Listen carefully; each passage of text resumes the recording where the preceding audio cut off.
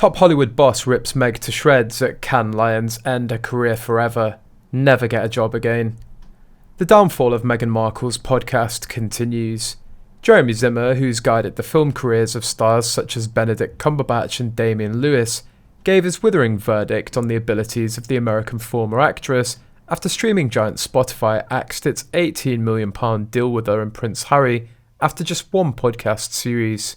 Zimmer, the chief executive of one of the biggest global talent agencies, United Talent Agency, whose business is increasingly focused on audio, said he wasn't surprised Spotify had ditched the couple.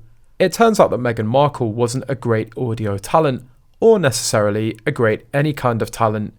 Jeremy Zimmer told Semaphore at the 2023 Cannes Lion Advertising Festival last week. And you know, just because you're famous doesn't make you great at something, he added. And just because you marry a prince doesn't make you a queen in the making. Or marry a producer and expect to get a list of roles. She has very little talent, and her fame is because of who she married, not who or what she is or has achieved. Harry's fame is because of his family, not anything he's done or achieved.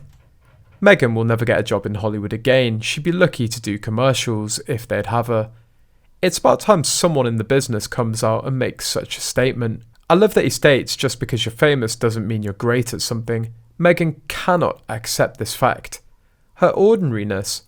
She likes to fake that she's great at everything and that's why she's famous. Not so much that someone's calling her out for not being talented, but the fact that they're willing to say anything at all. There was a time when no one in Hollywood would touch that subject because they didn't want to be cancelled.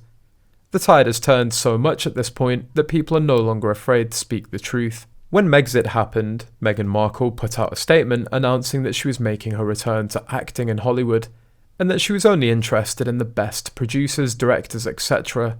I think she mentioned Ava DuVernay as someone she'd consider. Also allegedly she contacted Brad Pitt's company, but curiously didn't receive a response.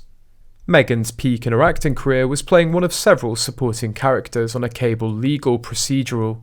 Good work, but nothing remarkable. Her overinflated sense of importance that she thinks she has or should have is quite telling. I'm glad that these major people finally feel able to call them out about how beyond insulting it was to give them these deals in the first place. Harry and Meghan would have been so much better off in terms of their image if they'd just stuck to charitable work. Instead of jumping into travel commercial things as it showed, they just wanted to make big bucks with not much work involved, and were angry they couldn't have their cake and eat it as well. Zimmer, who co-founded UTA in 1991, has represented major stars throughout his career, including Mariah Carey, Bryan Cranston, DJ Khaled, Chelsea Handler and Kevin Hart, Angelina Jolie, Susan Sarandon, Harrison Ford, and many others, reports Page 6. The entertainment industry's executives' harsh words came shortly after the Post reported that Spotify cut ties with Meghan and husband Prince Harry because they couldn't deliver on expected numbers.